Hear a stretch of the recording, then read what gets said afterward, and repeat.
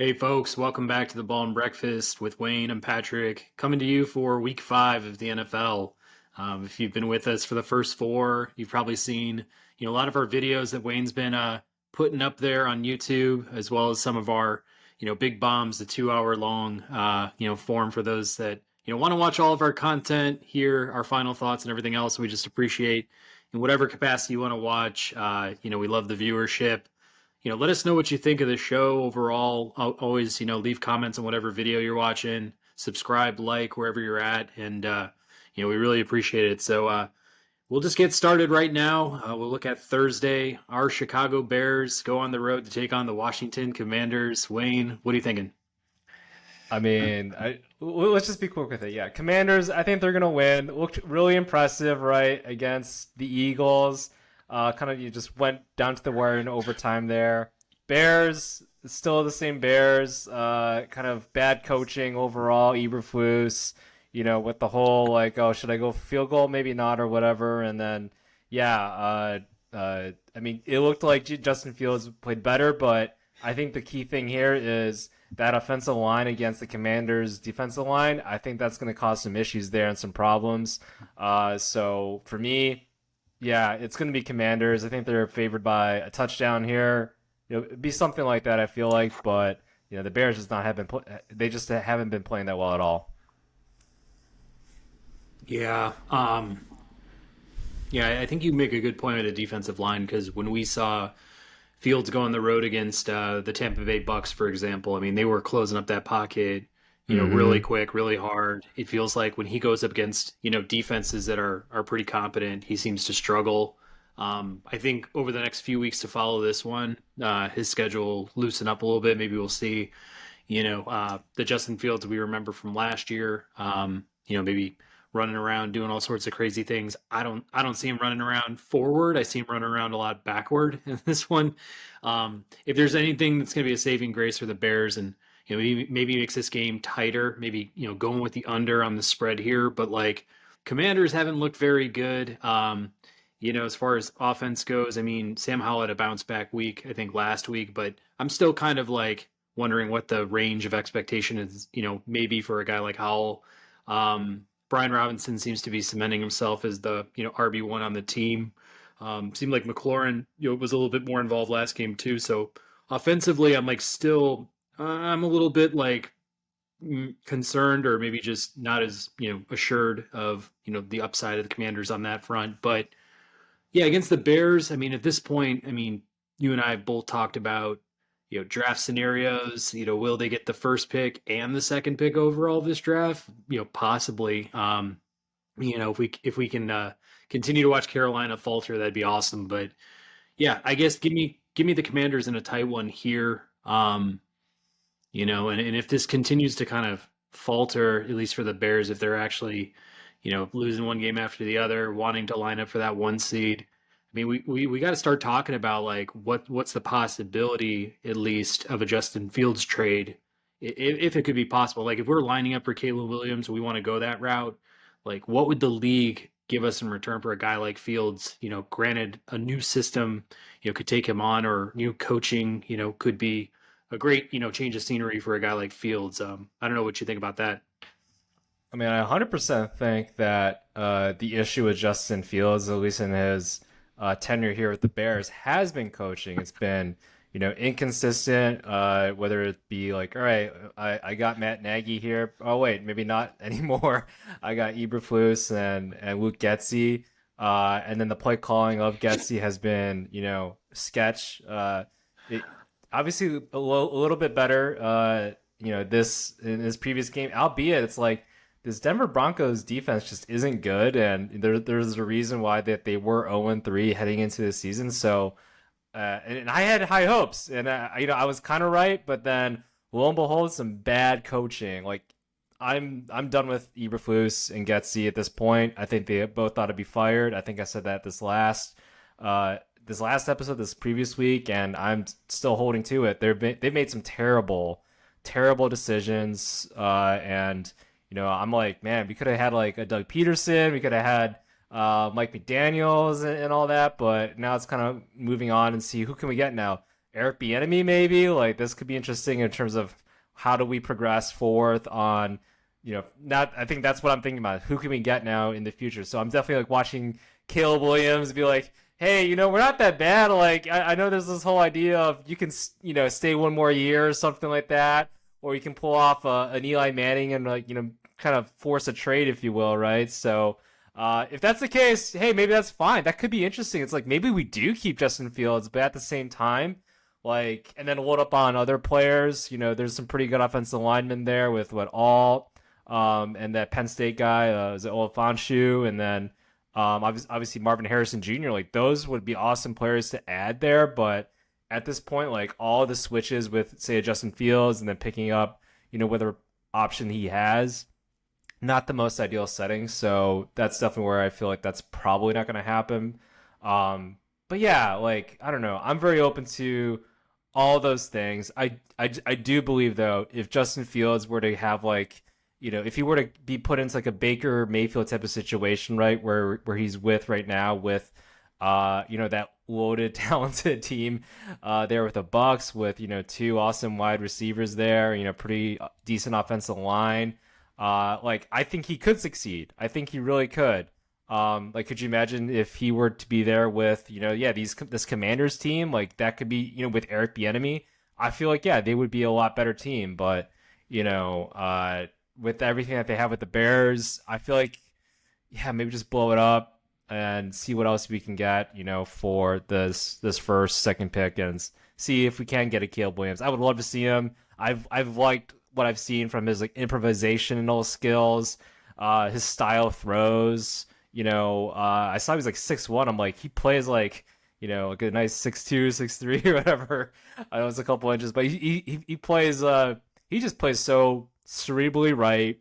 His form's great. Like he's a great passer. He can beat you on his legs too. It's hard for me to find any flaws there. I just love watching him. So yeah, I don't know. I'm happy just to blow it up. Totally content with that. Move on.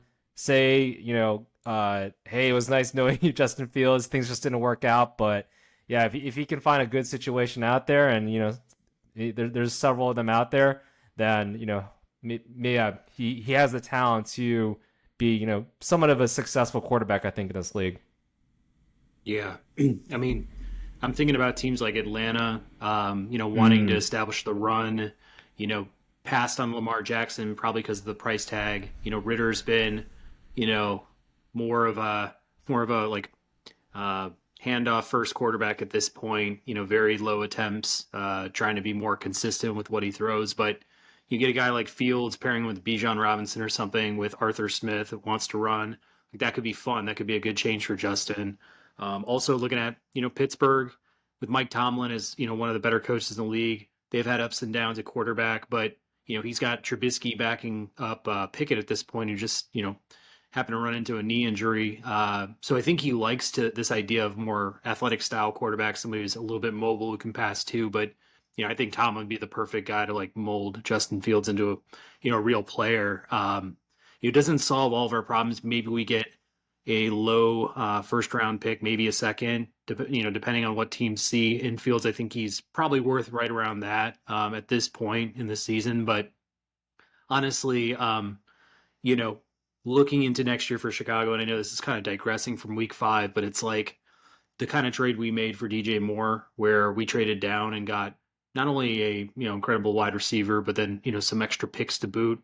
We got to be doing that with any top tier pick that we get in this year's draft, especially mm, Carolina's. Like we might as well offer that, see what it we can maybe get back if we grab Caleb Williams first. Like we just need so much team, yeah. and we're talking about going up against the Commanders, and we're like, yeah, we don't even think they're going to be competitive against the Commanders. That's pretty sad.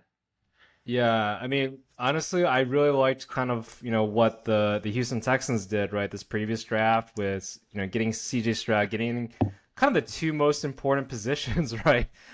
In the modern day NFL is like it's quarterback and defensive lineman, an edge rusher of some sort, with Will Anderson and yeah, CJ Stroud there. So, I know Jared Verse is a name that's been tossed around there at Florida State.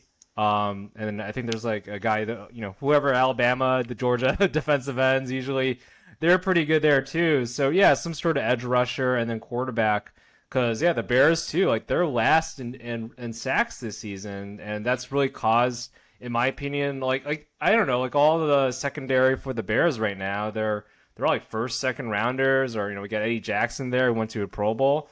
But yeah, they've had to kind of just stick to whoever their man is for like 5 seconds and not be able to just they've had to be kind of getting the brunt of the stick there with that kind of really anemic pass rush. So Ngakwe really has been the only one getting to the quarterback there. So I would love to see some sort of either a signing. I haven't checked out who's going to be available maybe this off season from the edge rusher or additional defensive tackle positions. But yeah, we need some pass rush there like desperately if we want to be in contention or somewhat in contention maybe next season or just building for a better defensive line for the future. But yeah, I don't know. I'm just open to kind of all things at the moment. Likewise, likewise. Moving on to our next game, we have the Giants traveling on the road to Miami, take on the Dolphins. I mean, this should be a shootout, but maybe in a one-dimensional way. Yeah, this Giants team has not looked good. They have not looked good. And then, this Dolphins team, they kind of got humbled, I think, but I think they'll be they're gonna be for vengeance. They got kind of humbled against one of the best pass defenses in the NFL with the Bills there. So I don't know. I feel like yeah, the Dolphins are gonna be like running over them, passing through them, and everything, and then yeah, they should take care of business. And then Daniel Jones, he just has not been the answer there. I know they gave him this contract and everything, and I wonder what all the fans feel like. If there's hesitations, maybe that is something that's like, oh, Justin Fields, would you like to come here? And some people have even asked for like Brian Dable's job now. It's like, wow, like didn't he win like Coach of the Year last year, and then now this season it's like off to a bad start. Yeah, and having Daniel Jones, having that contract, and then yeah, Saquon Barkley's been hobbled too. So just not a good overall start, and yeah, the defense has not looked good there too. So yeah, gotta pick with the Dolphins in a landslide here. Yeah, I mean, I'm with you. After watching Monday Night Football against Seattle, just how quickly those pockets were collapsing, how quickly those edge rushers, linebackers, cornerbacks, whoever it was that was blitzing was getting in record time. And Daniel Jones, I mean, what, 8, 9 sacks? I can't remember exactly. Like Daniel made, some bad throws. I'm not gonna lie. Like the last pick he threw was, a little bit airborne. The one going into the end zone in the red zone, tossing it to Witherspoon, who brought it all the way back to the house. Like those were bad picks. But I will say, like, I watched that game and I was like, I mean, Daniel Jones' talent aside, like no quarterback in the NFL would have succeeded last night with that kind of, pressure, the amount of time he had. So I'm looking at the offensive line first for New York. And, Miami comes with, a top 12, I think, going into the year, defensive rush. And, Jalen Phillips, you've got Christian Wilkins, you've got some guys up front that can really, bring that type of pressure. It's gonna be a bad, bad day for New York. I don't know what the spread is. I'd take the over on Miami for like a vengeance week. Like you said, I mean, going up, to Buffalo, tough environment, a very, tough-nosed team. Like they're showing that their defense is actually kind of leading the way, but they still hung 48 on them. I mean, I think when Buffalo travels to Miami, it's going to be a different game because I think Miami is competitive enough to win these types of games. But I think they're just going to take all of their frustration out from last week on this Giants team, and whatever that spread is, put the money down, take the over. It's 11. I don't even care. It could have been 20. I would have put it on Miami. They're gonna hurt this team, man. I'm just wait for it.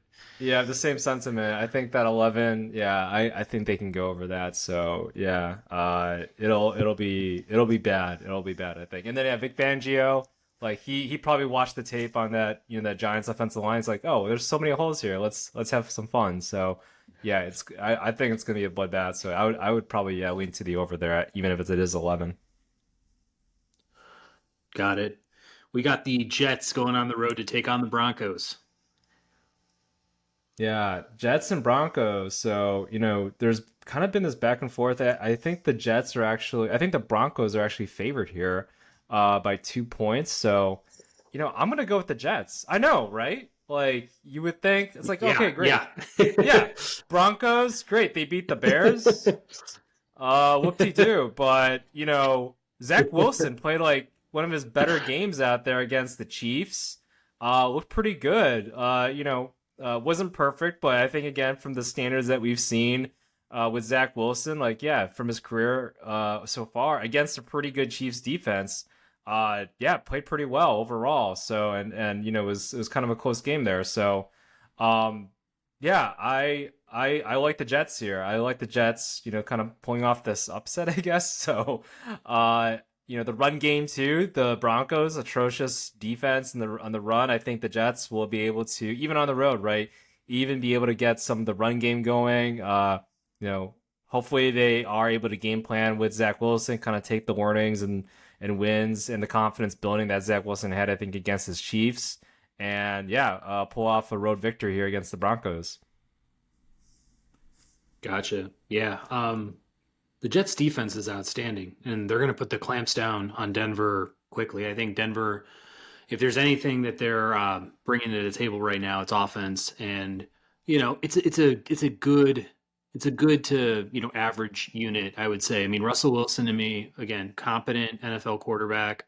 He's taken a step down a little bit in recent years. But I do like his weapons, and I do think even with Javante out, it's still a team that can compete, can still put points up on the board, but they're going up against, a buzzsaw in New York on the defensive front. So I see Denver scoring less than 20 points in this one. Um, Encouraged by what Zach Wilson did. Like, obviously, Rodney Harrison thinks differently, called him garbage. I think Chris Jones, Micah Parsons, others have been like backing up Zach Wilson, which I think is very cool. We don't often see that, but I thought it was kind of a little bit over the top after a game like that because, like I said last week, Wilson and Saleh, there's a heavy spotlight on those two right now. Like the fact that Saleh has that much faith in Wilson to be a starter, and Wilson just since day one of being in New York has had that kind of pressure based on that city itself and kind of the swagger and the cockiness I think he brought in with him. So Zach is starting to mature, at least in his second year. I think he's really like made it a point to not point fingers or to try to be a tough guy or no, it's not my fault kind of attitude. And for what it's worth, I think he has the ability to string together some decent starts here. Like whether he's ever a starter in the NFL is one thing, but I think he does have you know, um, a little bit more confidence. I think he can maybe string together good starts. Maybe he becomes like a Baker Mayfield type where, he can have good stretches. He can have, average stretches to bad stretches. But in Denver, this team needs a win. They deserve a win, honestly. Like they're going to get it this weekend.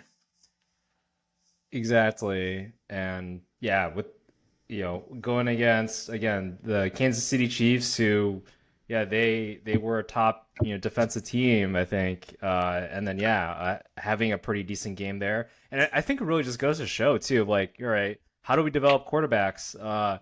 Yeah, let's see if we can actually, I think there's been an effect on Aaron Rodgers, like on Zach Wilson, like, whether it's just observing him, it's like, oh, this is how you actually be a professional quarterback. Like, this is good. This is actually great. Like, if there was anything, if Aaron Rodgers doesn't play a single down right again for the Jets here, going to like next season, like that could be a nice takeaway, I think, for Zach Wilson, just being in the same quarterback room, understanding things, and then yeah, having now this chance to kind of just build up his confidence, his resume, whether it be, further with the Jets or if he goes, elsewhere. Because yeah, they have a pretty decent team, I think, around him offensively, so and yeah, he has a good chance here defeating the Broncos, whose defense just has looked pretty anemic so far. Yeah. The next one, we have the Kansas City Chiefs going on the road against the Minnesota Vikings. Yeah, so I mean, Chiefs going against the Vikings. Vikings pulled off a victory finally there. So I think though with the Chiefs, I mean, yeah, it's the Vikings. They've just committed so many turnovers. They've just been shooting themselves in the foot. Like that's just been their whole MO, I think, at least this season. And yeah, they just had to go against an objectively worse team in order for them. So like, all right, oh yeah, this team the ball bounces the wrong way for them a little bit more than us. So, kind of got that W though off there. But who knows? Maybe they are able to build off of this. They have been playing, close games like all season long.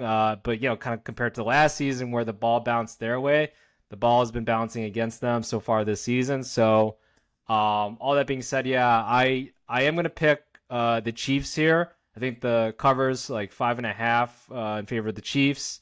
I might go under, honestly. Maybe there's like a field goal or 4 points or something like that, just because again, this Vikings team, they've always just been in it because of that pass offense, I feel like. And then, yeah, their defense, like they're decent here and there, led by Brian Flores. But at the same time, like this Chiefs team, I think they're starting to kind of get some momentum going on there, whether it be the whole Taylor Swift, Kelsey fiasco, be like, okay, you can get all the attention. We'll just like play football now. So, but yeah, I feel like the Chiefs, had a nice, road win, I think, against, in a very hostile crowd there in New York, with all the Hollywood, press kind of going along. So, but yeah, they made some plays there, and Patrick Mahomes, he's gonna make his plays. So yeah, I'm gonna pick the Chiefs here.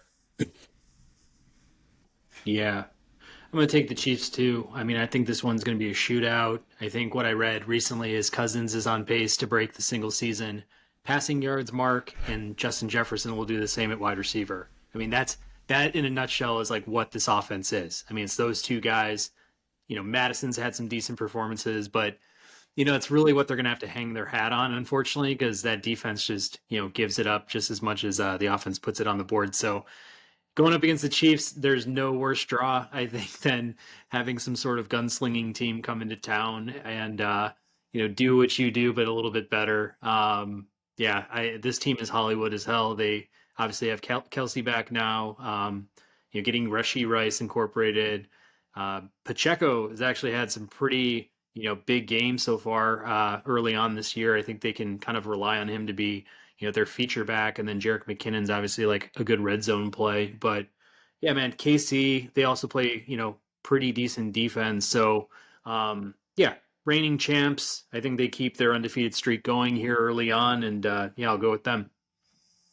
Yeah, and the Chiefs, their secondary, they've been able to get some turnovers here and there too. So against this team that's been passing a lot, been turning the ball over a lot, like I feel like something's gonna bounce their way there. So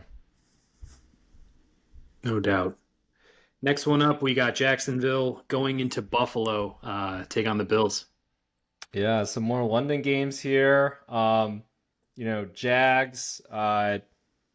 Yeah, I think the one thing here I have marked Von Miller expected to play. So I think he said like, oh, if you were taking bets for me to play, I'm gonna do it. So I was like, okay, I'll bet on him to play if there is some sort of line on that. So I mean that's a big impact. I mean the Bills have been really good at the pass rush this season. I think I've doubted them a little bit, and yeah, they're like I think one of the top sack teams out there right now. So. But I think one thing that this could be a detractor. Their secondary is a little banged up. Tre'Davious White, he's injured for the season now with a torn Achilles. Jordan Poyer, I think he's questionable. Listed as questionable. But Bills beat the Dolphins, who a lot of people are like, man, this team is exciting. They're like the next the greatest show on turf or whatever type of press there with Tua and Hill and such. So, but yeah, I have to go with the Bills here. The Jaguars, they've just been inconsistent, and I think that's been my whole thing with them. Some games they look like one of the best teams out there. Like they have the first overall quarterback, and they've had a defense that can make some plays. On the whether it be an interception or a nice sack there with Trayvon Walker and the rest of their defense there, but yeah, it's just been so inconsistent. I feel like, and with the Bills again, having the confidence builder, beating the Dolphins, heading now into London. I think Josh Allen, he's looked exceptional at this past couple games. I feel like so he's playing with a lot of confidence there after like a couple struggling games to start the season. So I think they'll build off from that, and yeah, I think the Bills will prevail here. It's like a 5.5. Maybe I'll take the over. We'll see, but yeah, Bills for sure to win. Cool, man. This is my upset special of the week. I'm gonna Oh, go with the Jaguars here. I'm gonna just gonna do it, man. I mean, trust me, I like the Bills a lot. I do. I think they are the type of team that probably take the 1 seed, shore up that bye early on in the playoffs. Taking nothing away from them. This is just one of those, bumps in the road against a good, team. I think that Jacksonville got right last week. I think they needed that kind of win, just a convincing win against, an up and coming Atlanta team. I don't know what we can exactly, define them as just of yet. I mean, they've definitely established run and, had early success, I guess, in the first couple of weeks. But I think for Jacksonville, the things I liked, I mean, Trevor Lawrence looked much more confident this past week. Really getting Christian Kirk back involved in the offense. He was kind of ghost for a little bit with Calvin Ridley coming over. They get Zay Jones back this week, and that defense they did lock down. The Atlanta offense. I feel like Foyesade Oluokun, like he's just all over the field all the time. Josh Allen was a huge disruptor. So is Trayvon Walker, like you're saying. So Rayshon Jenkins, too, for what it's worth, as a safety, like he kind of plays as like a undersized linebacker. Like he'll get in there on blitzes and stuff. You'll always kind of see him doing things. So I like this Jaguars team. I do. I think picking them as the AFC South winner early on was kind of a gimme. But I think they need to get their confidence going. They need a convincing win here. They get to play in London, which I think is like their true home. Like I always feel like when they go there, they get this kind of energy off of it. And I know that the Londonites, like they kind of love having them in town and stuff. So yeah, give me a sneaky Jaguars win here. Tight game, but yeah, I'm just gonna do it. yeah. I mean, honestly, yeah. Like it is kind of like their home game. Like they were just there, this previous week. So I know the owner sent a con, right? Like he has connections obviously there. So, but yeah, I think the key thing is going to be, taking care of the ball. Like that's been the biggest thing. Like when Josh Allen turns over the ball, the Bills Josh Allen, then yeah, like they tend to lose there. So if Josh Allen, the Jacksonville Jaguars Josh Allen is able to get to the Bills Josh Allen, then that should be an interesting, some good things will happen, I think, for the Jaguars there. So, yeah, and Trevor Lawrence, same thing too. Like, if White is going to be out, and maybe if Poyer is out, like that should be something to watch there, because the Jags do have good wide receivers like Calvin Ridley, Christian Kirk. Like it's a good wide receiver core there. Zay Jones as well. So they can get behind maybe the safeties there and pop up a big one. So that should be a good test, I think, for the Bills secondary. Now without, life without Tre'Davious White, one of the best corners in the game. So, no, I have nothing wrong, I guess, with this pick for you. But I'm still going to stick with the Bills here. Yeah.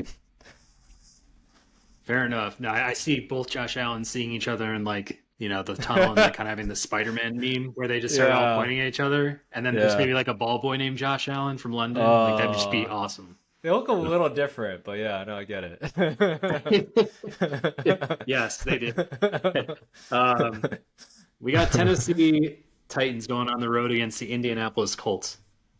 Man, I've been on the Colts bandwagon just a little bit. I feel like, I think I picked them to like finish second in this division.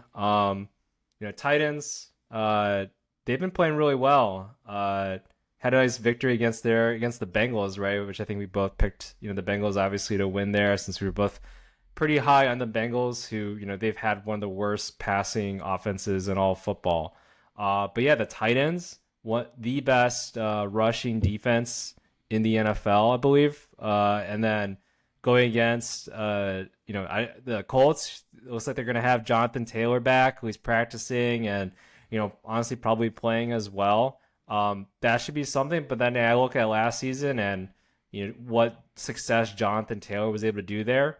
Not much, and the Titans swept the Colts there. And I understand it's different coaching staff. They also had Matt Ryan, over the hill Matt Ryan, who's now a commentator and everything.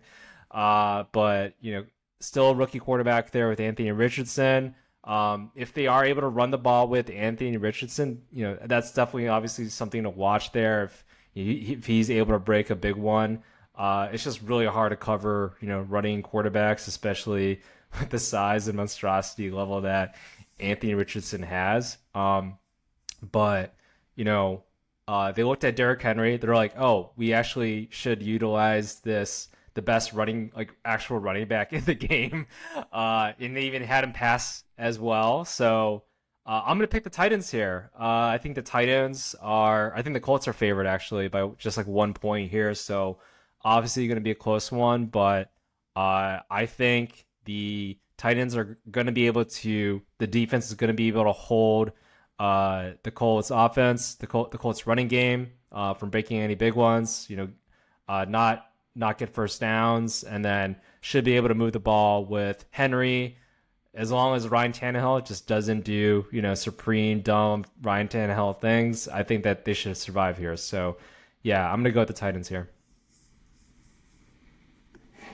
Yeah, I mean these teams are kind of up and down. I mean, week to week, it's like they just can kind of continue to swing both ways. And definitely didn't see the Titans clamping down on Cincy coming last week. I think I took Bengals on the over there pretty strongly. But again, like Joe Burrow's definitely injured. I think he's probably putting together his best effort. So I'm like, I kind of take some of these wins with a grain of salt a little bit with the Titans. I guess when I first looked down on the paper and saw the two teams, Indianapolis to me seems like the better team so far early on. I think they've also applied a bit of pressure on the defensive end, have been able to make plays. The game against the Ravens, I thought especially, they were pretty stifling. They played super competitive, super tough nosed football on the road. They can beat you in multiple ways, I feel like, too. I mean, Anthony Richardson is proving he's super dynamic, especially against the Rams last week. I think he definitely eclipsed 200 yards passing and had a boatload of yards on the ground with a couple of scores. So that's something that's hard to kind of plan for. It's hard to kind of scheme for somebody like him who's playing really well. Like a CJ Stroud in the rookie year. Like those two have really stepped up as rookies as signal callers and then just putting up the counting stats too. So Jonathan Taylor, I'm less thinking about. I mean, I think he gets back into practice. Like that's one thing. Whether or not he ends up suiting up and actually playing, like what percentage of snaps would he actually get in a game like this? I think Zach Moss has done a pretty good job at, establishing himself as a good starter out of the gates so far. Um, yeah, I don't know. I'm kind of just going with my gut on this one. I think Indianapolis wins the game closely. I think it's a good, I'd say lower, generally lower scoring game, maybe somewhere in the low 20s for each side. But yeah, I'll just get the nod over to Indianapolis. Yeah, I mean, hey, that's fair. Like, this is going to be, I think, a close battle overall. Um, I was also looking at the injury report just to, bring more of my case to the Titans here. Yeah, it looks like the Colts offensive line. There's two questionables there with Ryan Kelly and Bernard Raymond, their tackle, and then Kwity Paye. He's under concussion protocol, looks like. So he's had 3 sacks this season, one of the better, edge rushers there. So something to keep an eye out on if any of those players are going to be available to them. Because yeah, if the Colts if they're missing 2 offensive linemen there and playing with a couple of backups there against a really tough run defense, it's going to be hard for them to move the ball against that Titans defense. So, but yeah, I'm going with the Titans here. I feel like I picked against the Titans like every single game and have like talked crap about them all season. So for me, I'm gonna lean in here, pick the Titans to get the dub on the road here against the Colts. I like it. We're both kind of flip flopping our opinions on teams Yeah, that I think, had the basement of the AFC South to start the year. So how about yeah. that? How about Um, that? next, yeah, next one up, we've got the New Orleans Saints going into Foxborough, take on the Pats. Yeah, this is another tough one. Again, I've been trying to y'all are like say, hey guys, look at the injury reports. So like, all right, I'm looking at the injury reports and I'm gonna see how this all does. But yeah, the Saints against the Pats here. A couple key injuries for the Pats, like this previous week that they had. Judon out for, it looks like 2 months with a torn bicep. That's huge. Like he was probably one of the best defensive players in the entire NFL. I think up until now. So being a difference maker. Christian Gonzalez looks like maybe has like a torn labrum there, so he's probably going to be out. I anticipate here. So I mean, yeah, those are two of the best defensive players. Big difference makers there for the Pats. I understand it's in Foxborough. I also understand it's Bill Belichick. Saints looks like, or Pats looks like they're 1.5 point favorites. I'm gonna pick the Saints here. Disappointing loss, I think, last game. Against the Bucks there, but it was the Bucks, and like we said before, I think this Bucks team they have a lot of the same talent that they did when they were in the Super Bowl too. And Baker Mayfield, he's played pretty well overall now. So yeah, Derek Carr played the last game. I think there were some wonderings if he was going to play that game. Now it's like, okay, now he's going to practice fully. They know he's going to be playing. He's developed a little bit more of a rhythm, I guess, with Kamara, coming out of the backfield, it looks like. And yeah, with those two missing pieces there at the Pats, yeah, I'm going to go with the Saints here. Man, I think we're at odds again. I'm going to go with the Pats here. I say so because of Derek Carr and what Kamara's come back and kind of done for the team. I mean, they got completely outclassed by Tampa, and I put it a lot on Derek Carr's ability to throw the ball downfield. I mean, he's got this AC joint sprain, and I think it's like really showing. I don't know whether or not he can really air it out just yet.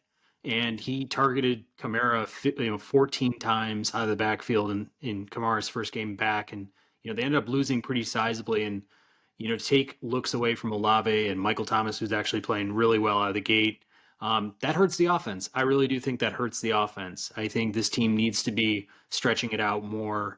Kamara can be a great complement to that at where he's at in his career, but I don't think, making him the centerpiece of the offense right out of the gate is the right way to go. I hear what you're saying about Judon and Christian Gonzalez. I don't think those two individuals can be replaced at the levels that they play at. But if there's one guy who's able to kind of mold defensive players and next man up kind of policy, it'd be Bill Belichick, in my opinion. I think they get home. I think in general, the Pats should really focus on, the pass just a little bit more. I think that created some success for them out of the gate early on in the year when Mac Jones was going over 300 yards, targeting Hunter Henry in the end zone. They were getting W's, and I think just a little bit more of that against New Orleans would be, the recipe to win this game. I just don't think Derek Carr, I should say, is right now. So without knowing him and whether he'll be at 100% to me, even if he's at 80, like I just don't know if that's good enough.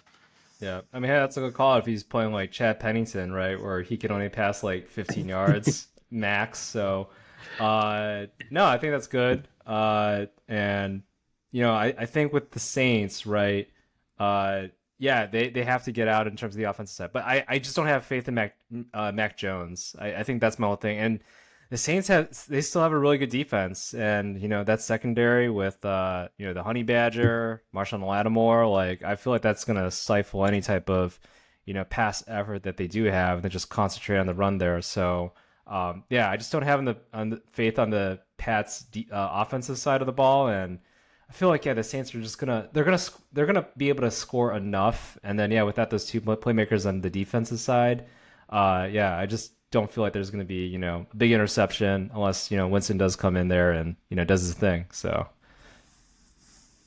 Gotcha. For the next one, we've got the Baltimore Ravens going on the road against the Pittsburgh Steelers. Yeah, this is always a fun divisional matchup. And I always have to bring up that I got reminded again, Tomlin has I think it was like an 80% record against the spread as an underdog at home. So this is it. This is it. This is it's 4.5. So Ravens could still win. The Ravens can still win, but yeah, they just got to beat that. I think that's going to be the case. I think that's exactly what's going to happen. I still believe the Ravens. I think they have the better overall team. Played well, last game, albeit no Deshaun Watson for the Browns. So that's just a confidence killer. I feel like Myles Garrett played pretty well against them. Was able to get some pass rush there. So maybe they can get some success there. The Steelers with like a T.J. Watt being able to get to Lamar. Especially with Ronnie Stanley, looks like he's a maybe. And then the Ravens defense too, missing, or at least I think they're questionable. Listed as questionable. Marcus Williams, Marlon Humphrey, their secondary basically. Although Geno Stone I think he's gotten a couple interceptions this season, so he's played pretty decent there. Owe also, one of their top pass rushers, listed as questionable too. So.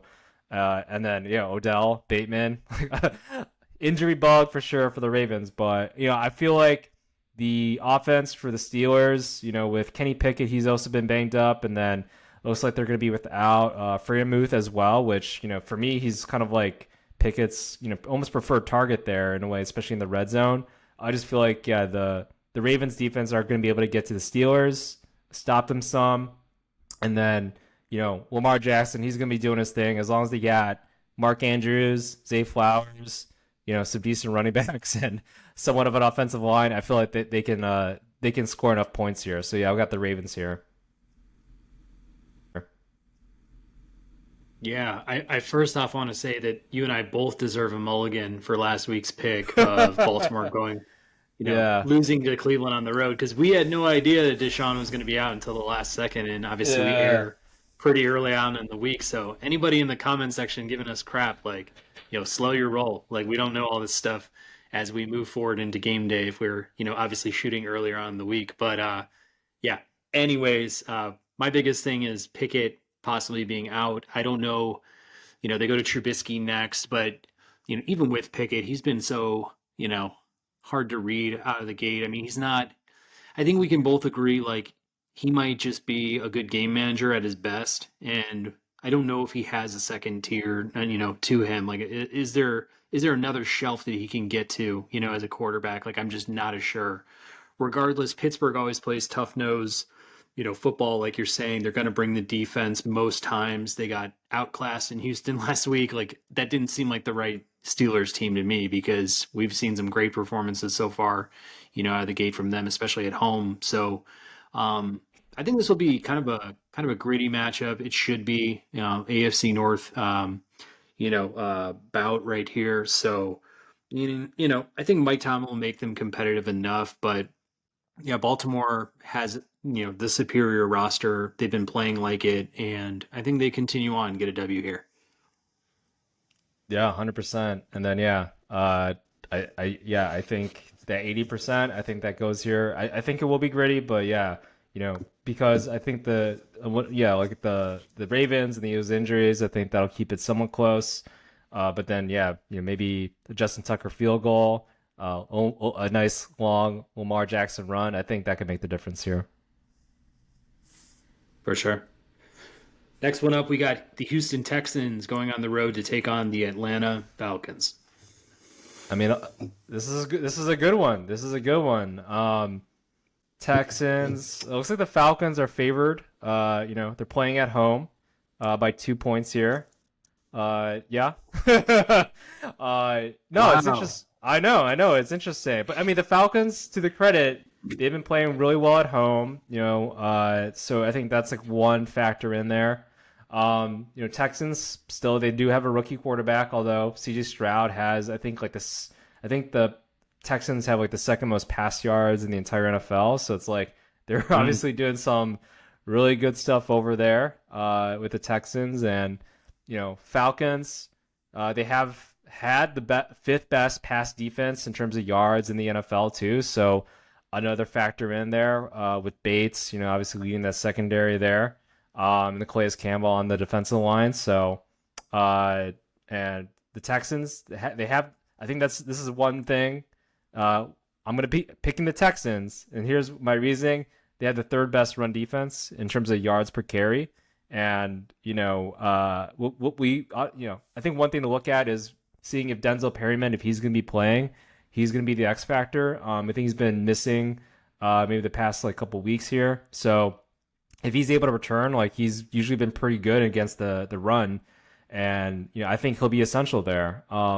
There's also optimism that Laramie Tunsil is going to be back as well. So against when you have a top pass defense that you're going against, even though you've performed really well, even without Laramie Tunsil, having that X factor of the best left tackle in the game definitely goes far there. So yeah. And Texans though, they haven't been able to run the ball that well. I think that's the one thing. So they could be one dimensional. So it could just unleash the pass rushers there from the Falcons against CJ Stroud and the Texans. But the Texans and CJ Stroud, they've been kind of surviving without having that effective run, with Dameon Pierce. So but yeah, I still think, Texans, they'll be able to stop Bijan and Algier a little bit. And, as long as they don't turn over the ball, which they so far have been doing pretty effectively, and that's kept them in games. And yeah, this Texans defense, they've been stifling the offenses, as much as they can. I like them. I like the Texans here. Yeah, beating the Falcons here on the road. Yeah. Any given Sunday, any team can win. I kind of think that on paper, these teams look about even if you're, not watching football, especially the last couple of weeks. But, with the Falcons losing 2 straight, Houston convincingly beating some playoff type teams and the Jaguars, Steelers, like pounding them. That's just not the right momentum I think the Falcons need to kind of, get a W here. I think Houston's really starting to unlock something in terms of, obviously CJ Stroud with that entire offense. I mean, they're still struggling to run the ball, but it's like they don't even have to. They've got, Tank Dell, who's just, lightning fast, and then Nico Collins has kind of been their solid, number one option, but getting Dalton Schultz involved and others, and I like the way that they're cruising the defense as well. Pretty stifling. Jonathan Greenard had a couple sacks last week, against Pittsburgh, and then Shaquille Griffin's been kind of a standout with Jimmy Ward in the secondary, just deflecting balls and providing really good coverage. Like I think they're really starting to gel. CJ Stroud's been like having his team over for dinners and stuff, and has been very vocal as a leader in press conferences, and shown all sorts of confidence and swagger as a quarterback. Like that's exactly what you want, like under center, like just somebody who's just commanding the team, trying to put pride back into Houston. Like has vocally said that in his pressers. Like he's not short on confidence, and he's obviously showing it so far. Atlanta, yeah, I mean, like you said, if you're going against the 3rd best rush defense and all you do on offense is run the ball, I mean, good luck, man. Like this is just not going to be a good one. They're giving up points as well on the defensive end. Yeah, even at home, I mean, might be a closer game, but I definitely have Houston, just outright beating them. So I would put money down on Houston, especially if they're the underdog. Yeah, I mean Bobby Slowick, like yeah, he would be my pick for. I think he's only had one season though as offensive coordinator, so maybe that's one hesitancy of like my pick for the future, like Bears, head coach here or something. Just because I love what the Texans are doing here. I love what like they're solidifying that offensive line. They're playing to the strengths of the quarterback, not making him do too much, building up confidence. Like that's all what you want, and I love it. So yeah, I'm gonna go to Texans here. Yeah, I know nobody really predicted them to do much, but love what D'Amico Ryans and then yeah, Bobby Slowick is doing on the offensive side of the ball for the Texans here. So yeah, and then Desmond Ritter, he just hasn't been playing that well. And yeah, when you're one dimensional in the NFL by this much, like that's tough. That's tough. And yeah, it's kind of sad for all the Drake London and then all the Kyle Pitts fantasy owners there too. Yeah, no doubt. Moving on to this next one, we've got the Carolina Panthers going on the road against the Detroit Lions. Yeah, I mean Lions. They're a 9 point favorite here. They are a 9 point favorite here. Panthers, they've had a poor run defense, really all season. And what do the Lions like to do? They like to run the ball, and they got 2 formidable running backs there with Montgomery and Gibbs. They also have one of the better offensive lines. So that definitely does not work in the Panthers' favor there.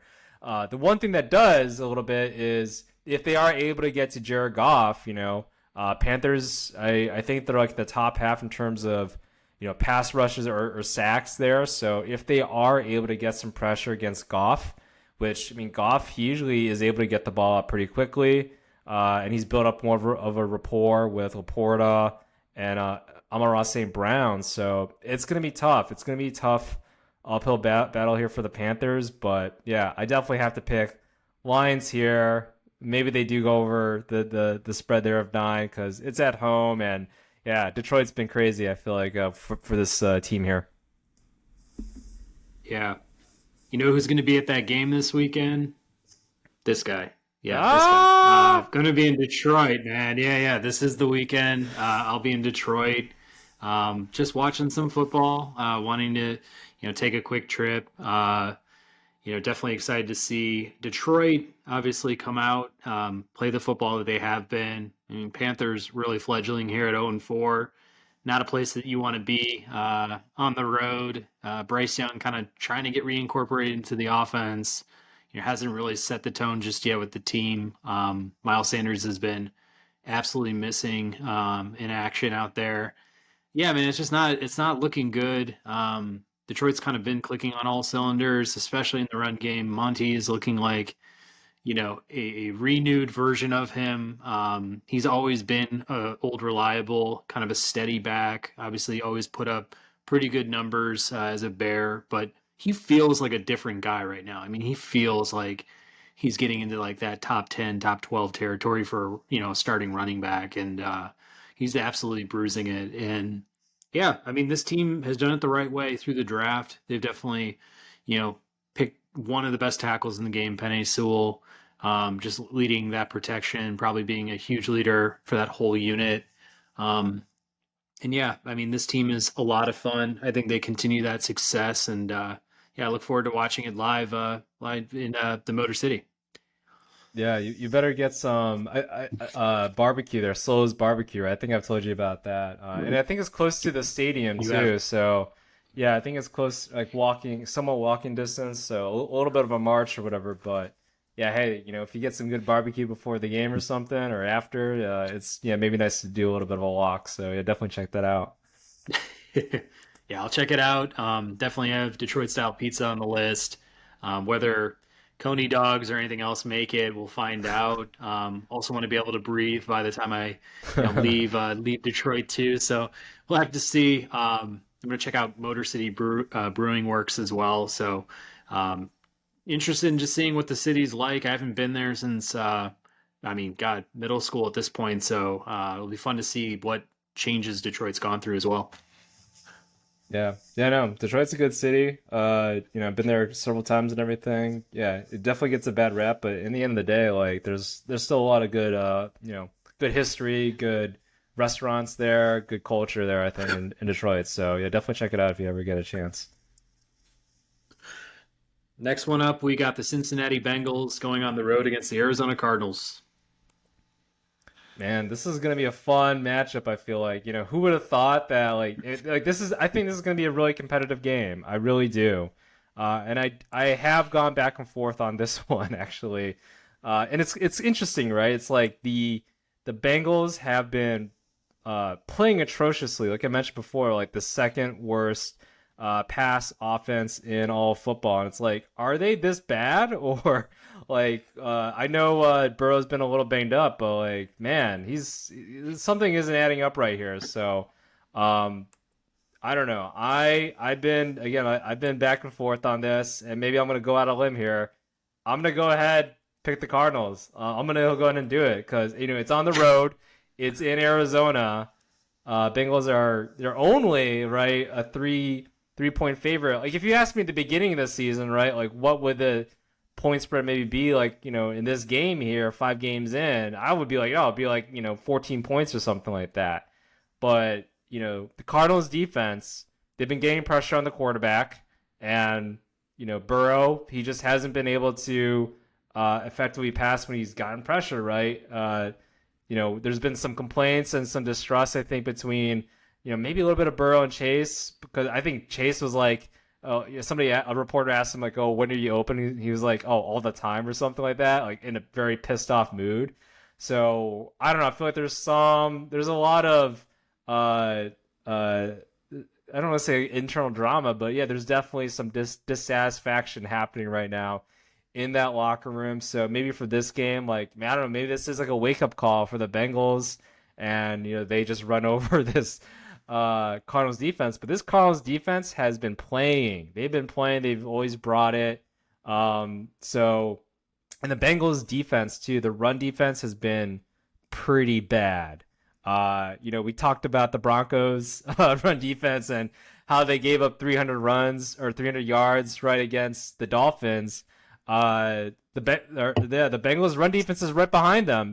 I think they've only given up like they're number 2 in terms of worst run defenses out there, and Cardinals top 6 rushing team. Like both Dobbs, he's averaged 5 yards a carry, albeit at the quarterback position. Connor's averaging 5 yards a carry, so they've been able to move the ball on the ground. They also have speed in the wideout position, with Marquise Brown and Rondale Moore, and end arounds and things like that. So, if they kind of stick to that game plan, which I assume they would, right?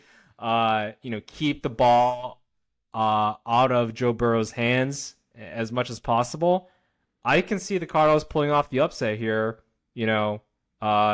Similar to, I guess, what they did early in the season. I think with some other teams before. So that's definitely where I'm feeling. Bengals just not right there yet. I feel like maybe they do bounce back, but I'm gonna go ahead pick the Cardinals because of that whole run defense that the Bengals just lack right now. Man, I really like that. I really like that. You put that out there. Because man, yeah, no, it's like we're all kind of falling back on the Cincinnati of last year, and everyone's waiting for that get right game. And I mean, for them to go against Tennessee last week and drop it 27-3, something really tells me that Burrow is seriously injured. Like, I don't get the internal drama if Burrow is like not healthy. Like that just wouldn't make a whole lot of sense to me. Like I don't know. I mean, there's got to be.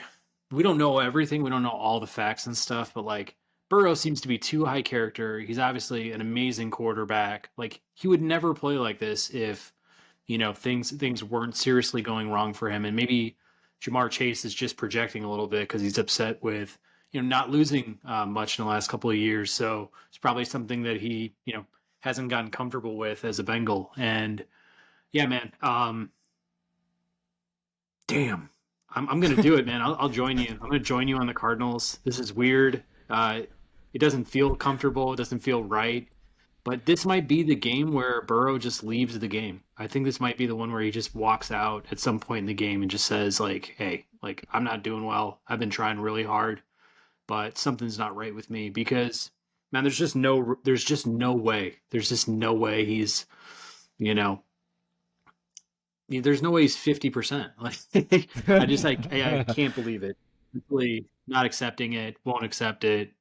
Get him off the field. Like let him take some weeks off. Honestly, like let him get right. He's your franchise. Like he is everything to your city, to your team. He's the reason why you win games, and he's the reason why you're losing games right now too, because he sets the tone for the entire team. And Yeah. defense is probably getting a little lazy, probably getting a little sloppy, and so is the offense. So that's all I have to Yeah. say.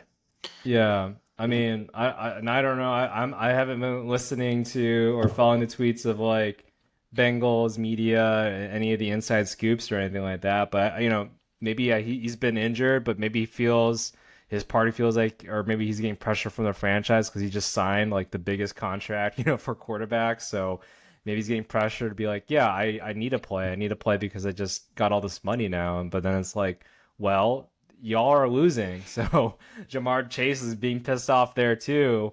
And yeah, your offense is anemic. Like, yeah, I understand you don't want to have Jake Browning kind of come in there and everything, but at the same time, you all have the worst, the second worst passing offense, or probably, if you want to look at it from an efficiency standpoint, probably the worst passing offense in all of football. So it's like, what are y'all doing? Get Joe Mixon the ball a little bit more. Bring in Jake Browning, and I'm sure he can get the ball to, you know, Jamar Chase, especially if he's open all the time. So, and then, they just have way too many weapons. They've made way too many offensive line, acquisitions here in this past season to be this bad. So, I just feel like, hey, take a week off, let him just relax a little bit, and then maybe, he's able to be healthier, later in the season, and then they just take off from there, kind of like what they've been doing previously. So. Yeah, we'll have to see. But again, even if this isn't their year, like you're going to want to make sure that Joe Burrow is 100% when obviously roll him out. Like don't run him into the ground. It's not worth it. Next one up, we got the Philadelphia Eagles going on the road against the Los Angeles Rams. Yeah, this is a good one. This is gonna be a good one, man. Rams have been competitive every game. They've been bringing it. Kudos to Sean McVay. Like a lot of people, they definitely thought like, oh, he's kind of gadgety and stuff like that. But going into the season, nobody gave the Rams any hope whatsoever. Um, all that being said, they're going against the fucking Eagles. Like this is the Eagles team that has demolished teams. Like I admire like this 4.5 spread here. I think that goes to show like Vegas is showing respect to the Rams. They're getting Cooper Kupp back. Some of their offensive members have been banged up a little bit, but it's the NFL. Like Stafford, I think he's been bruised up a little. Kyron's been bruised up, and then Higbee's been bruised up a little bit. So something to keep an eye on there. But against this Eagles team though, that's gonna be tough. That's gonna be tough. It is gonna be in LA, so that's always a nice thing I think to have there for the Rams and being on the road there. And yeah, with the excitement of Cooper Kupp, we'll have to look at the Eagles secondary. I don't know if it's been banged up or anything like that, but that pass rush that the Eagles been having against all the teams, it's been crazy. So, and Stafford, he does have that tendency, maybe not too much this season, to force the ball here and there. So I think maybe there's a turnover, interception, with the pass rush against Stafford a little bit, and he kind of coughs at the ball to either Cooper Kupp, still maybe trying to get on the rhythm there with Cooper. But yeah, Nakua's been hot, so it'll be interesting kind of how he distributes the ball between those two there. So, but yeah, I'm gonna go Eagles here. Man, that 4.5 spread, that's a good spread. I don't know if I'll go over. I might go under actually. I think it could be a close one, but yeah, I think Stafford will probably turn over the ball 1 or 2 times, and that'll do it for them. Man, yeah, this one's tough. This one's tough because the Washington Commanders went into Philly and gave them an absolute game. I mean, they were up at different points in that one. I watched the pretty much the whole game, and Jake Elliott bailed them out at the end. So they've been playing some tight ball games, winning obviously, but LA for their own sake has been playing some pretty gritty games. Every single one they've been in this year, it's been tight or they've gone ahead and prevailed. Kyron Williams is a big factor in this game for me because if he's out, I don't know if they've got a lot of running backs behind him, and that gets tough against a team like the Eagles, who are obviously fortified on that front seven. And if they just know Stafford's gonna be dropping back and trying to pass to Kupp and Nakua, I mean they can scheme for that. They can definitely scheme for that, and they can still get to Stafford with less guys, rushing as well based on, his own age and his own injury concerns and stuff like that. So I think that's a big liability for LA. But this Eagles team, they are going to be destined for a couple losses coming up here soon. I just feel like, they've been very, very close to letting some of these games go. And at some point it's going to bite them, but they're still a top 2 team in the NFC, in my opinion. So they've got a ton of talent. They play hard. Like they'll get this win, but it's gonna be a tight one. I believe that. Yeah, I mean, we look at what happened with the Eagles against the Commanders there. Sam Howell, like he was able to, he's a mobile quarterback, was able to move the ball with his feet and run around a little bit. You're not going to get that from Stafford. I think that's the differences between those two. Is he's going to stand in the pocket, maybe dodge a tackle here and there, but he's not going to be able to run the ball. And I think you need that kind of quarterback, especially against the Eagles here, just to be able to get those first downs here and there, right when you need to, when because that secondary is top notch, and then you got a pass rush, so you really need that mobile quarterback, and that's definitely where I feel like the matchup that could hurt, I guess, in this case for the Rams there. But yeah, like you were saying, they're going to need to run the ball. It's just going to be really challenging right against this Eagles defense here. Yep. Next one up, we got the Dallas Cowboys going into San Francisco, take on the 49ers in the Sunday night game.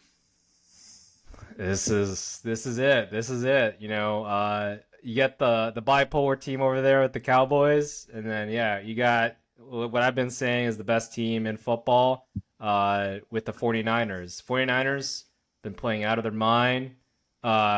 Christian McCaffrey, I think, he might be the favorite to win like offensive player of the year, just the numbers he's been throwing up and the effect that he's had with the 49ers and that offense there. Brock Purdy still undefeated and rolling. This game is going to be, with the 49ers in Santa Barbara there. So, but I kind of, we're going to see two awesome pass rushes too. And you'll see what these are the reasons why people pay the big money for edge rushers, and why the Bears kind of suck at right now is they don't have that edge rusher, that X factor that the Micah Parsons of the world and the Nick Bosa's of the world, how essential they are. So, all that being said, man, I think you mentioned before Dak Prescott. He's kind of the X factor here. If he can roll a game, if he can do something really awesome and like get it to CeeDee Lamb, maybe do some routes there to Tony Pollard out of the backfield, and he's able to get a big one, then yeah, maybe they do have a good chance. But I'm gonna have to go with the 49ers here. I think they'll be able to cause some turnovers, get Dak Prescott a little uncomfortable there, and I think that'll be enough there. It's a 3.5 spread. I might lean on the over a little bit if I were to pick one way or the other. Probably lean on the over there, just because the 49ers team, I really like just their whole MO and kind of how they're playing right now. Yeah, Dallas is fake elite, fake great. Like I don't buy a lot of these blowouts. Like I mean, congrats for beating New England, New Jersey, both New Jersey teams, Jets, Giants, things like that. I mean, it's all nice, like when they do show out and play that big game, but man, when they play real contenders, real competitors, I feel like they kind of shrivel up, and I think this will be one of those moments. I think San Francisco's playing out of their mind. There's nothing that they're not doing right on defense, offense. They got too many weapons, right now for Purdy to just kind of utilize, and he's been playing really well in his second year. Yeah, just defensively grabbing Hargrave from the Eagles to add on to that defensive line. It's just stifling. It's suffocating. I don't think Dak does really well with that kind of pressure. I mean, he's just a different quarterback when it comes to kind of the lights and playing big games like this. I think a Sunday night game at home too just gives him extra spotlight to come out and play hard. They're completely motivated this year. I mean, they probably want to run the table, to be honest with you. So I think the Dallas Cowboys coming into town, like they'll be ready for them, and yeah, they're gonna play their kind of football, and you know yeah, I don't know. Yeah, I don't know what the spread. Did you mention the spread? I think it's 3.5, yeah, in favor of the 49ers. Yeah, definitely give me the over on that. I mean, they're winning by at least a touchdown, so no, I like that. Yeah, I'll grab the Niners. Yeah. I mean, there hasn't been a close game so far for the 49ers. I mean, the closest one was the Rams by 7 there.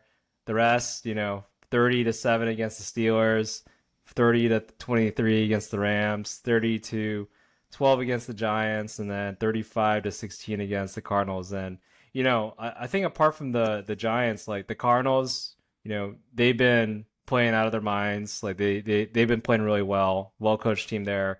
Rams, well coached team, albeit like at the beginning of the season, we didn't think too much of them, but they have been playing with good intensity and everything there. So yeah, I think those are good. Those are some good wins there. So, but yeah, against this Cowboys, it'll be a test for sure. The Cowboys are still a really talented team, and Micah Parsons can still be a difference maker there. So, this won't be maybe a complete blowout, but yeah, it'll be, or maybe it will be. I don't know.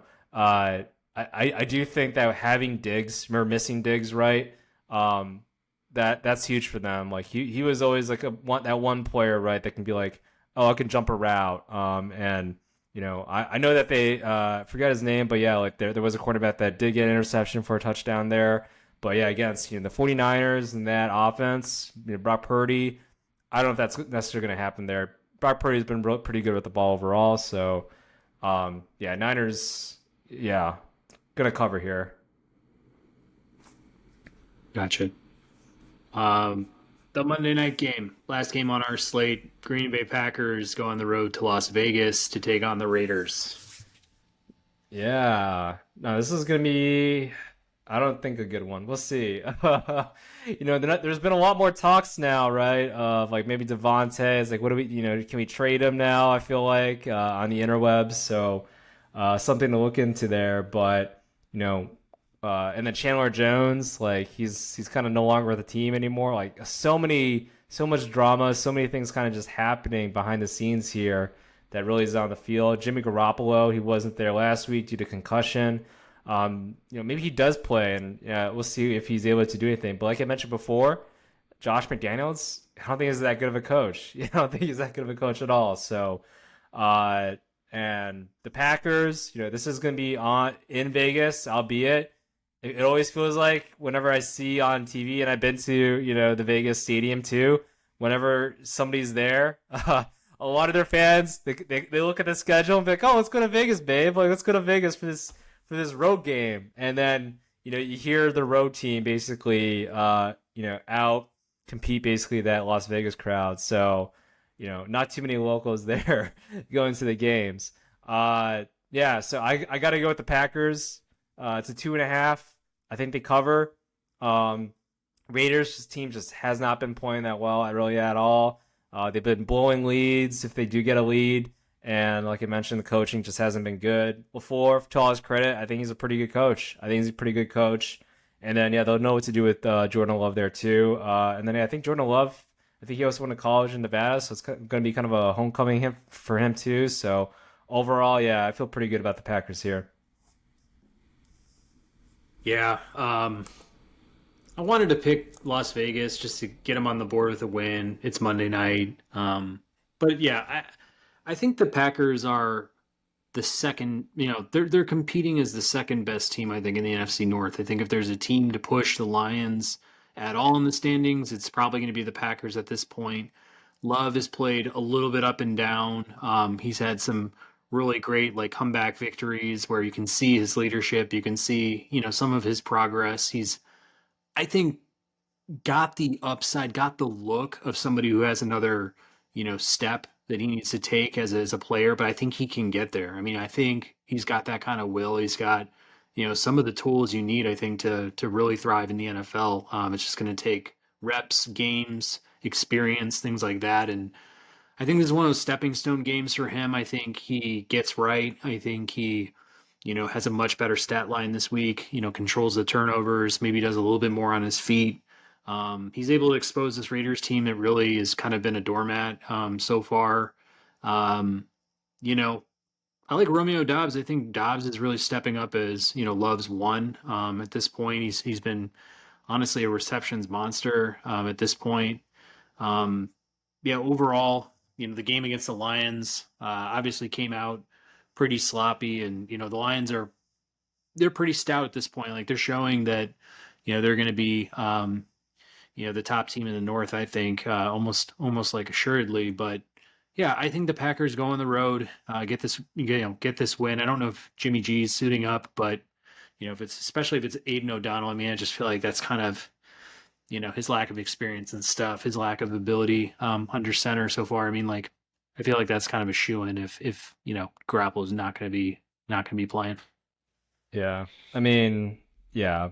Uh, Aiden had his moments, but he was, definitely playing that rookie level of quarterback there. So yeah, they're a much better team. More probably gonna win if Jimmy Garoppolo there is in there. That being said, Jimmy Garoppolo has not been playing that well. So, uh, but yeah, this Packers team, yeah, they've been up and down, and Jordan Love has not been playing too well, at least the past two games, albeit against pretty good defenses there, right, with the Saints and then the Lions. But at least they won the game, against the Saints, kind of coming back from behind there. So, but yeah, Watson, uh, yeah, Watson now is back, right, and Aaron Jones. I think they're both back. So, he just needs to develop more of a rhythm, I think, with them. But yeah, like you said, Dobbs has been great. Gino Reed's been great. I think they've exceeded expectations for this season. With them being the kind of primary wide receivers. Musgrave, I think he might be questionable on there, but he's been a pretty solid overall tight end there. In terms of getting receptions for them. So yeah, this Packers team, I think against the Raiders, I think they'll be able to pull it off. I think their defense, you know, I think it's going to do some things here. I think Campbell. I'll have to check again and see if he's been out. He's been injured for I think the past couple of weeks right now. So, but yeah, they have enough defensive talent on there to stifle whatever offense is in theirs, and I think they can definitely do that against Jimmy G or Aiden O'Donnell there too. So. Yeah. Yeah. Quay Walker has been probably one of the leading tacklers in the NFL at this point. He feels like he's like all over the field, and Jair Alexander's always been pretty locked down, at corner. So, what I was going to say though, even with Jordan Love is like, I know his numbers probably weren't all that great against New Orleans, in that matchup, but the thing I liked was his resolve, his, ability to kind of rally up the troops, get him back in the game, bring him over the hump. Like, we watch guys like, Justin Fields and Russell Wilson, putting up pretty respectable stat lines. I mean, Fields for just last week, but Russell basically all throughout the year. And like, they just haven't been winning games. So sometimes I feel like reading between the lines a little bit on who, quarterback is between the ears, like, it's not always easy to read when, you're looking at box scores and stuff, but like, Jordan Love definitely needs to take some more strides and obviously like needs, a larger body of work to really show who he is. But like those are the kinds of things I look at. It's like I think that team really like gets behind him and wants to see him succeed. And I think he's got a real opportunity to do that. Yeah, he's got that composure. Usually look for.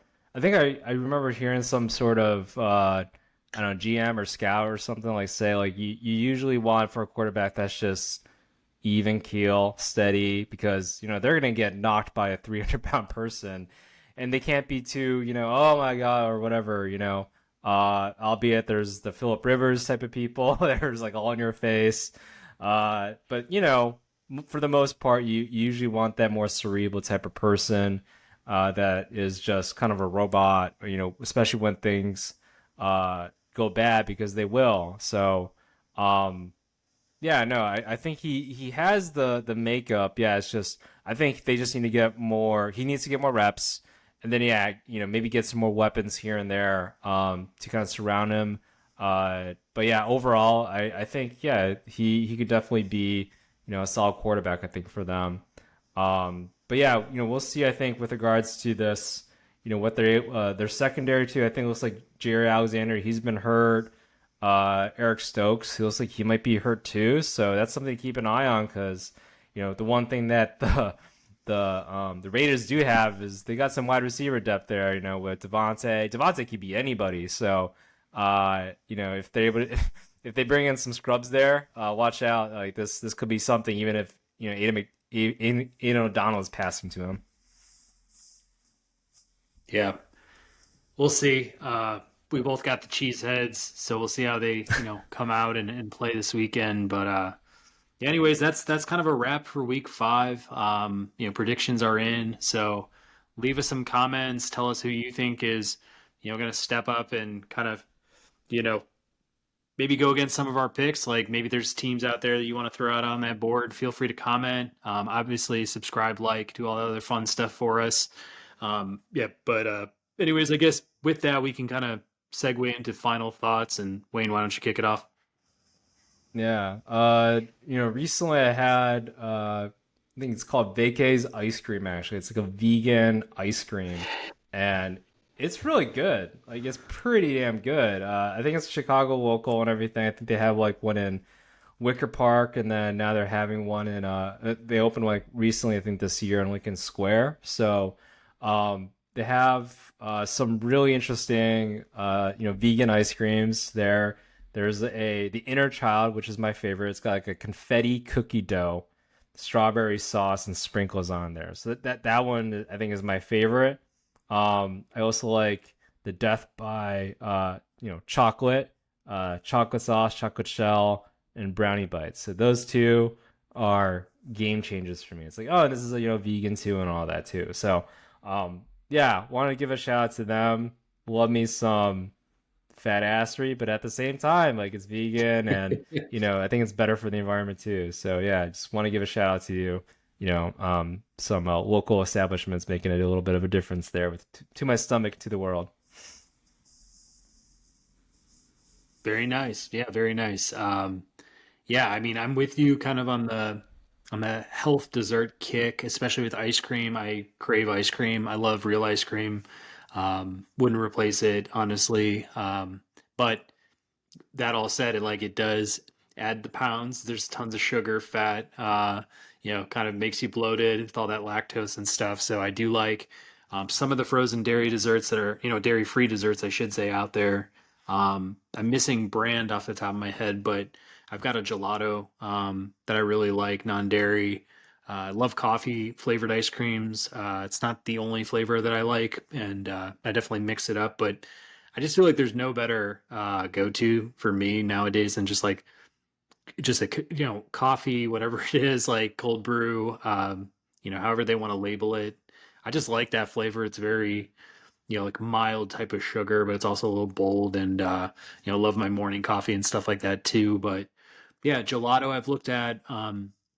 There's obviously other brands that I'm, going over my head that use, I want to say like oat milk, almond milk, like other variants instead, and definitely dabble around with flavors and toppings and stuff like that. But usually, I mean, you can tell that it's not ice cream, but it still tastes good. It doesn't taste like, something that's watered down or, just kind of gives you that instant like diet, type product reaction where you're like cringe a little bit, Yeah. but yeah, I'll make this work. It really is like good quality, food. Yeah, and that's the thing about ice cream. Like, it's one of those things. It has to just taste awesome. If it tastes like I don't know, like ice or whatever, without the flavor, without that fattiness or whatever type of syrups or things you put on there, if it doesn't taste good, then like I don't want to eat this. This isn't a salad, And we talked about good salads too. So, yeah, no, like having good ice cream that isn't as fatty that doesn't take too much, I guess, from the cows in the world or whatever. I think, yeah, all that, taste, if it tastes good and, it definitely helps me feel good and better about, what I'm eating there. And yeah, confetti cookie dough, that's a game changer for me. Yeah. I think the point is like with ice cream, with salads, with other foods and stuff, like I wouldn't consider it like I'm dieting or I'm trying to eat, um, I'm trying to like cut back or whatever else. Like just eating like healthy foods, but quality, and obviously like you can still like ramp up your ingredients, your toppings and stuff. Like use natural fruit, like use tasty vegetables. Add avocado or guac to something to give it some pop. Maybe some hummus if you're doing a Mediterranean style bowl or something like that. But like I think we get stuck in these confines where it's like, okay, I need to eat more salad, so I'm just going to buy, a bucket of spinach leaves and a vinaigrette, and I'm going to call it a day. But it's like, no, you leave that meal like starving, you fall back into old habits, and like you didn't really enjoy that meal. So like, just take your, luxury cheat meals and do that with healthy foods. And I feel like there's just so many options out there that still, can give you the protein that you need, can give you, flavor, can give you, all the benefits that you want, nutrients, all that other stuff in healthy food. You just got to, create like, I don't know, meals that are able to be accomplished on a night to night basis, and snacks that, just don't have a ton of added sugar in them, to be honest with you. Yeah, I feel like, I mean, the variety is the spice of life, right? And, this day and age, we have so much variety that we can, hop on a DoorDash or go to our local restaurants and stores. There's so many things out there. So, yeah, it is hard for me to, like, oh, I have to eat this chicken salad today. Oh, I have chicken salad for the rest of the week. But yeah, if you are able to, put on some like healthy dressings on there, like a vinaigrette, um, or some like cottage cheese or something like that, just something that just not too intensive but can get some flavor in there. Yeah, it does wonders to it. It does wonders to it. Or yeah, you grill it a little bit, or you add a little bit of salt or a little bit of pepper or a little bit of cayenne, right?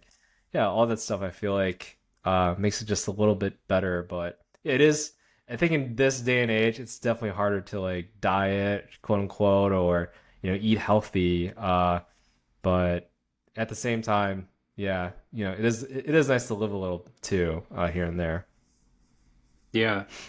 Well, I guess like in terms of living a little bit, obviously I mentioned I'm going to Detroit. Love prepping for the food scenes in new cities that I go to and stuff. I was looking around at a bunch of different links, looking at food reviews, like started creating some short lists and sharing, links, with the folks I'm going with and stuff like that. So, I guess in a way, like I've saw, obviously seen like Detroit style pizza. Like I'm definitely gonna hopefully have a couple spots to be able to compare. Really looking forward to that in Detroit. We'll try Slows. I'm gonna do my best to get over there, check it out. There's also a brewery that I think looks pretty cool too, right in downtown. But I guess Wayne, my question for you is like when you're going to a city, what are maybe some of your go-to sources to prep for food? Like what do you look into? Are you more of a articles type of guy? Do you have any publications you enjoy reading? Do you like, media videos, anything on Instagram? Like what really grabs your attention is like your trusted sources? Yeah, no, that's a great question. So it used to be Yelp, right? I think a lot of people went on the Yelp world, and then it kind of everybody copied Yelp a little bit. But I've been using much more of recent, like couple years, Google Maps. So for me, part of it is a little bit of the convenience, right? So for example, I went to Kansas City and for the NFL draft, right? And I was looking around, kind of where I was staying, where I was downtown, and kind of factoring all those parts. Because yeah, you don't necessarily want to go across town, have to like go on an hour Uber or something like that to get to some destination restaurant. And it's like, oh, this thing's decent or okay, but I can get something that's decent, okay, like a couple blocks away.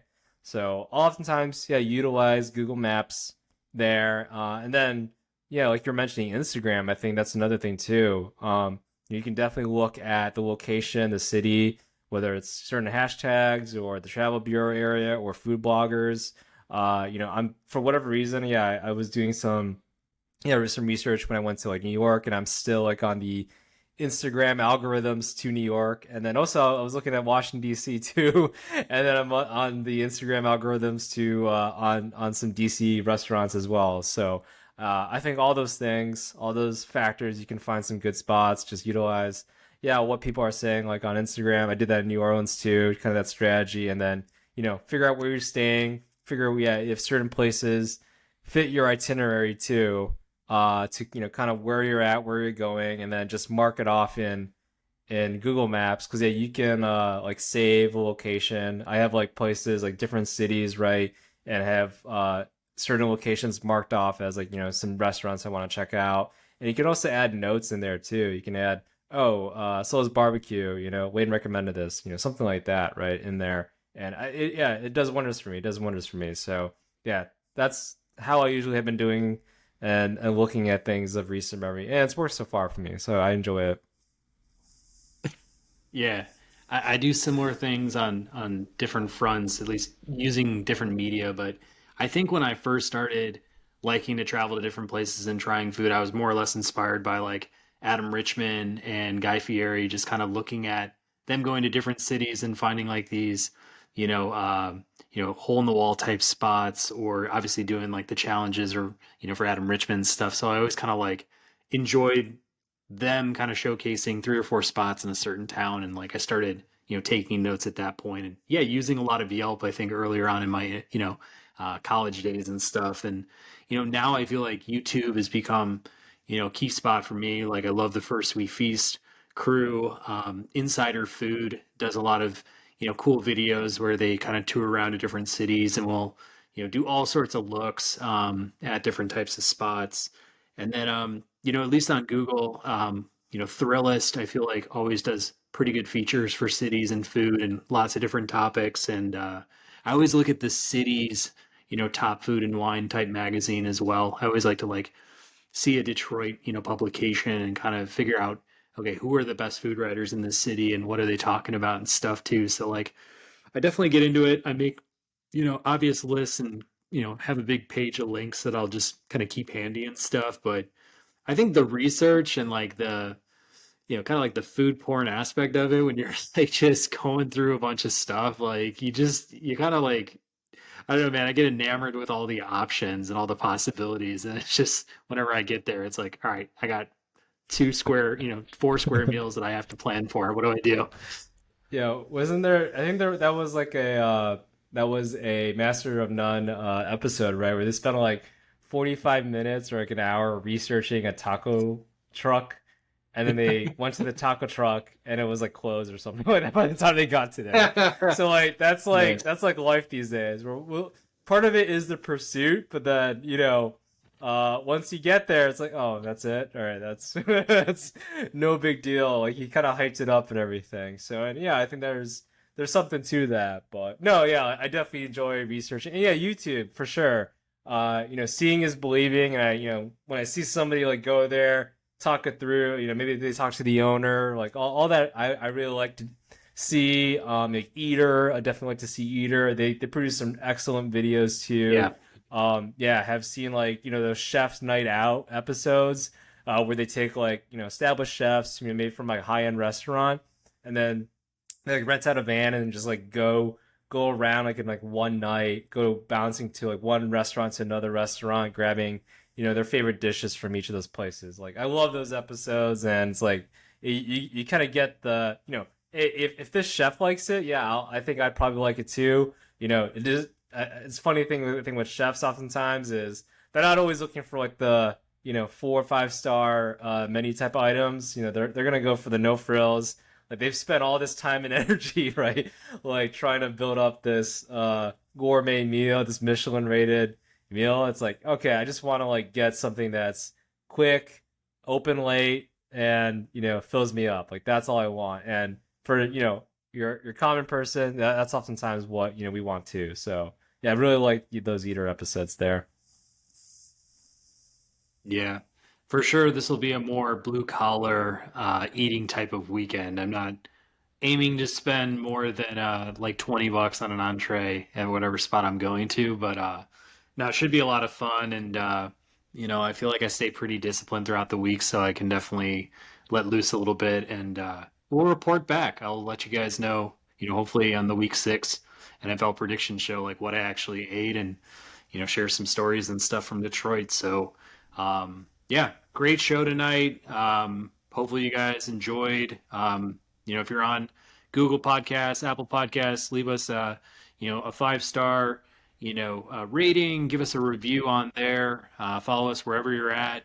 And until next time, with Wayne, I'm Patrick, signing off for the Ball and Breakfast Podcast.